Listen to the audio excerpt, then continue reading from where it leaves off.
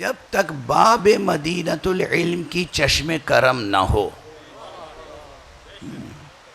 اسے لکھ لیں، جتنے ہیں سب اپنے لوح قلب پہ لکھ لیں. یہ جو حضرت نے فرمایا ہے نا، انا مدینۃ العلم وعلی بابھا، میں شہر علم ہوں اور علی اس کے در ہیں. تو در ہیں تھے نہیں،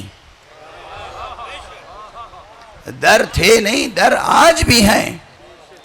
جس کو بھی علوم الہیہ سے، علوم قرآن سے، علوم حدیث سے، علوم مقام ختم مرتبت سے، علوم اسلامیہ سے یا کسی بھی علم سے کوئی خاص فیض نصیب ہوتا ہے، وہ بغیر چشم کرم ابو تراب نہیں حاصل ہوتا.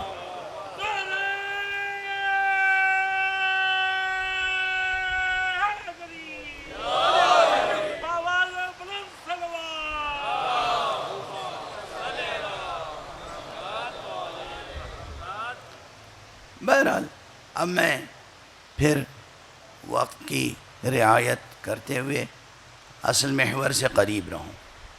یہ جو موضوع ہے حضرت حجت عجل اللہ تعالی فرجہ الشریف سے متعلق، یہ ہے اہم. عموماً آپ کو صاحب الزمان کہتے ہیں. ہر دور کا نبی یا رسول یا ہر دور میں جو اللہ کی حجت ہے وہ اس دور کا صاحب ہوتا ہے، وہ واسطہ فیض ہوتا ہے. اللہ کا فیض جاری ہے لیکن ہر موجود تک اس کا فیض پہنچنے کے لیے ایک خاص واسطہ ضروری ہے. اب بہت سے لوگ اسی تصور کو نہیں مانتے، واسطہ فیض ہم نہیں مانتے، یہ صوفیوں کی من گھڑت ہے اور یہ وحدت الوجودیوں کی من گھڑت ہے. نہ میں وحدت الوجودیوں کا ترجمان ہوں، نہ میں صوفیوں کا ترجمان ہوں. میں تو کوشش کرتا ہوں کہ سب کچھ پڑھنے کے بعد وہ کہوں جو مطابق قرآن اور مطابق سنت مصطفیٰ صلی اللہ علیہ وآلہ وسلم.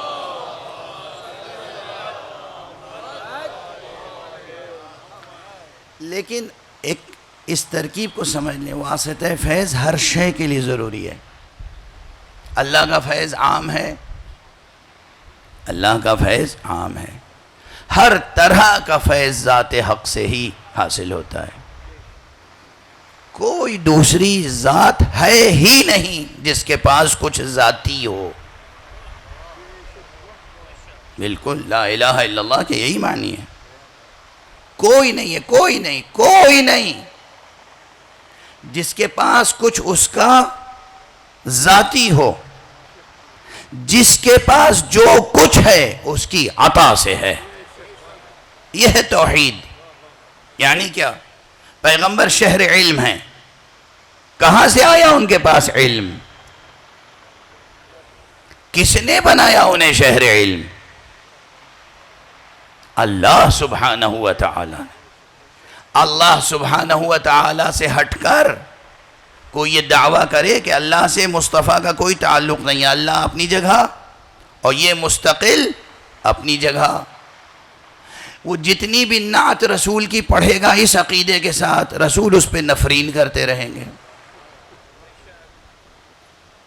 وہ رسول ہیں، اللہ کی طرف سے آئے. رسول صلی اللہ علیہ وآلہ وسلم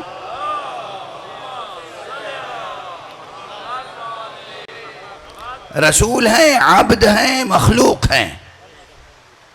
یہ سب بہت کلیئر ہونا چاہیے. یہ فضا میں جو ذرا سا دھندلکا ہے، اس دھندلکے کو صاف کیجئے.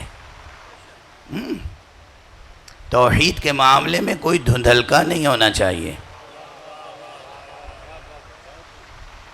دل اور ذہن روشن رہے.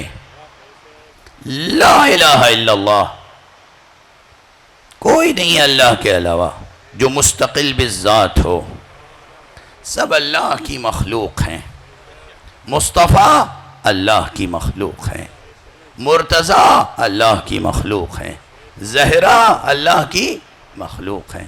حسن حسین علیہم الصلاۃ والسلام یہ سب اللہ کی مخلوق ہیں. یہ معبود نہیں ہے، یہ اللہ نہیں ہے، یہ رب نہیں ہے، یہ اللہ کی مخلوق ہے، یہ اللہ کے عبد ہیں، یہ اللہ کے مربوب ہیں۔ فرق ہے تو کیا ہے؟ باقی مخلوقات کے لیے اللہ کی جانب سے یہ واسطہ فیض ہیں۔ یہ حقیقت ہے، اس کا انکار نہیں کر سکتے، اس کا انکار نہیں کر سکتے۔ یعنی جو کچھ خدا کی جانب سے ملے گا وہ کس کے طفیل میں، کس کے توسل سے، کس کے ذریعے سے، کس کے ہاتھوں سے، کس کے قدموں سے ملے گا؟ جو کچھ جس کو بھی ملے گا وہ ان وسائط الہیہ سے ملے گا جن کو اللہ نے واسطہ بنایا ہے، بندوں نے چن کے واسطہ نہیں بنایا۔